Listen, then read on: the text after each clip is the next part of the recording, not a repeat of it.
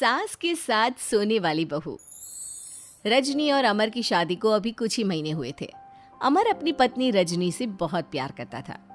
शुरू के कुछ दिन तो सब कुछ ठीक ठाक चलता रहा, लेकिन फिर छोटी छोटी बातों पर अमर और रजनी का झगड़ा होने लगा। अरे, तुमने फिर से गीला टॉवेल बेड पर डाल दिया। कितनी बार तुमसे कहा है कि सारा बेड गीला हो जाता है। अरे गुस्सा क्यों कर रही हो? गलती हो गई मुझसे, अगली बार ध्यान रखूंगा। बस हर बार पर बस यही कह के चल देते हो। सारा दिन सफाई तो मुझे करनी पड़ती है ना। देखो रजनी, इस तरह नाराज मत हो। मैंने कहा ना, मैं ध्यान रखूंगा आगे से। और फिर रात के वक्त रजनी अपना बिस्तर उठाकर बेडरूम से बाहर जाने लगती है। अरे क्या हुआ रजनी? सुबह वाली बात पर अभी तक नाराज हो क्या? नहीं, ऐसी कोई बात नहीं है। तो फिर तुम अपना बिस्तर लेकर कहाँ जा रही हो? मैं मम्मी जी के कमरे में सोने जा रही हूँ। मम्मी जी अकेली है ना। अरे कैसी बात करती हो रजनी? शादी के बाद लड़कियां अपने पति के पास अपने बेडरूम में सोती हैं। सास के पास कौन सोता है? मैंने कहा ना, मेरा मन कर रहा है, इसलिए मैं मम्मी जी के पास सोने जा रही हूँ। अरे रजनी, मेरी बात तो सुनो यार। मेरा भी तो मन करता है ना तुमसे प्यार करने का, तुम्हारे साथ रहने का। ऑफिस से थका हारा आया हूँ और तुम मम्मी जी के पास सोने जा रही हो। देखो, मुझे आज अपनी सास के पास सोने का मन है और मैं जा रही हूँ। इतना कहकर रजनी अपनी सास के साथ सोने के लिए उनके कमरे में चली जाती है। रजनी बेटा, तुम यहाँ? मम्मी जी, क्या मैं आपके पास सो सकती हूँ? हाँ हाँ बेटा, क्यों नहीं, क्यों नहीं, बिल्कुल सो सकती हो। लेकिन सब ठीक तो है ना? अमर के साथ झगड़ा हुआ है क्या? नहीं नहीं मम्मी जी, मैं रोज़ रोज़ इनके साथ उस कमरे में सोकर बोर हो चुकी हूँ। थोड़ा सा चेंज हो जाएगा, इसलिए आपके पास सो जाती हूँ। आपको कोई एतराज़ हो तो बता दीजिए। अरे नहीं नहीं बेटा, ऐसी कोई बात नहीं, सो जाओ। और फिर अगले दिन। अमर बेटा, तुम्हारा रजनी के साथ कोई झगड़ा हुआ है क्या? नहीं तो मम्मी, ऐसे तो कोई बात नहीं है। क्यों, क्या हुआ? अरे वो कल रात मेरे कमरे में सोने आ गई थी, तो मुझे लगा सब ठीक तो है ना बेटा? नहीं मम्मी जी, वो ऐसी बस उसका मन किया होगा। कह रही थी कि मम्मी अकेली है, इसलिए आपकी चिंता हो रही थी। पर अगली रात को फिर से रजनी अपना बिस्तर उठाकर सास के कमरे में पहुंच जाती है। रजनी बेटा, आज फिर से मेरे पास सोने आ गई। मम्मी जी, आपको मेरा अपने पास आना अच्छा नहीं लगता? अगर ऐसी बात है तो मैं बाहर ड्राइंग रूम में चली जाती हूँ। अरे नहीं नहीं बेटा, ऐसा कुछ नहीं है। पर अमर अपने कमरे में अकेला होगा ना? अरे तो वो कौन से 6 महीने के छोटे दूध पीते बच्चे हैं, उनको डर थोड़ी ना लगता है। इतने बड़े हो गए हैं, 1-2 दिन अकेले सो लेंगे तो कुछ बिगड़ नहीं जाएगा। और इस तरह फिर तो ये रोज़ की बात हो गई। रजनी रोज़ अपना बिस्तर उठाती, अपनी सास के पास आकर सो जाती। सास उससे कुछ इसलिए नहीं कहती है क्योंकि उसे लगता है कि बहू बुरा मान जाएगी।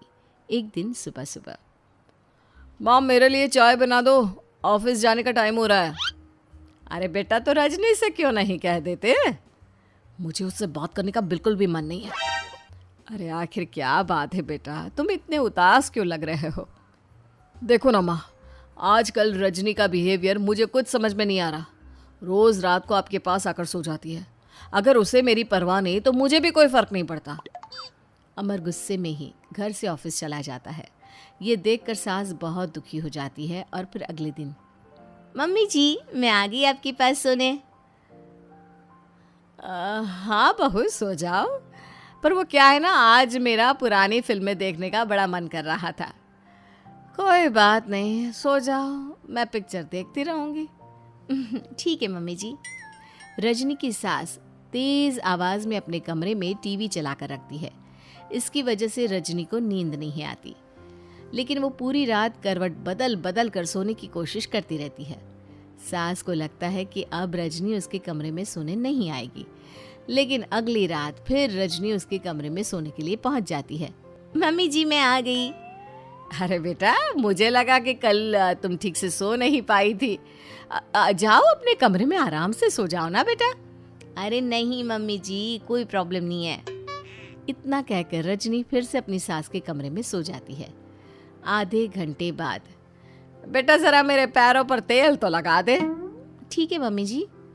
रजनी अपनी सास के पैरों पर तेल लगाकर जैसे ही सोने लगती है, आधे घंटे बाद फिर से, बहू मेरे सर में बहुत दर्द हो रहा है, जरा मेरा सर तो दबा दे। ठीक है मम्मी जी, दबा देती हूँ। बहुत जोर से नींद आ रही है। अपनी सास का सर दबाकर रजनी फिर से सोने की कोशिश करती है, पर आधे घंटे बाद फिर से, अरे बहू बड़ी जोर से प्यास लगी है बेटा, जरा किचन से पानी तो लेकर आ। अरे मम्मी जी, जैसे ही नींद आने लगती है कुछ मांग लेती है। रजनी चुपचाप जाकर किचन से पानी लेकर आती है। इस तरह रजनी की सास पूरी रात हर आधे आधे घंटे पर उसे किसी न किसी बहाने से जगाती रहती है। रजनी परेशान हो जाती है। सास को लगता है कि इस बार वो उसके कमरे में सोने के लिए बिल्कुल नहीं आएगी, लेकिन अगली रात फिर से रजनी वहाँ पहुँच जाती है। मम्मी जी, आज मैंने आपकी दवाई, पानी सब कुछ लाकर रख दिया है।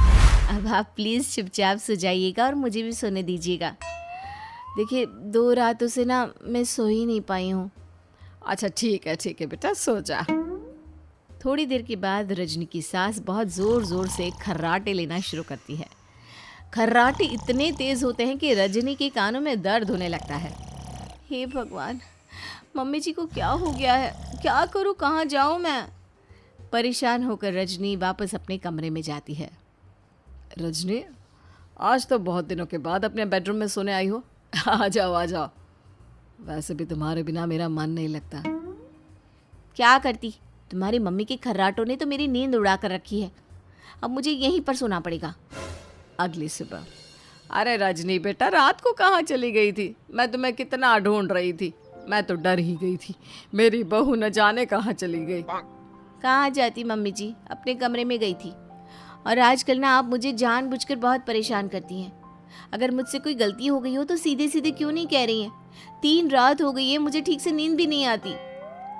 रजनी, ऐसे क्यों बात कर रही हो? मम्मी ने क्या कर दिया? आप अपनी मम्मी से क्यों नहीं पूछते? मैं बहू हूँ तो क्या इसका मतलब ये है कि दिन भर काम करो और रात में भी चैन से ना सो? रजनी बेटा, बड़ी नादान हो। इसीलिए तो जानबूझकर मैं ये सब कर रही थी, ताकि तुम अपने पति के पास जाकर अपने बेडरूम में सो जाओ। शादी को सिर्फ 6 महीने हुए हैं और तुमने मेरे कमरे में आकर सोना शुरू कर दिया। यह तुम्हारी शादीशुदा जिंदगी के लिए अच्छी बात थोड़ी ना है बेटा। मम्मी, तो क्या आपने जानबूझकर ये सब किया था रजनी को समझाने के लिए? अरे तो और क्या करती? दुनिया की पहली बहू है ये, जो पति को छोड़कर सास के साथ सोने चली थी। इसीलिए मुझे इसके लिए थोड़ा बुरा बनना पड़ा।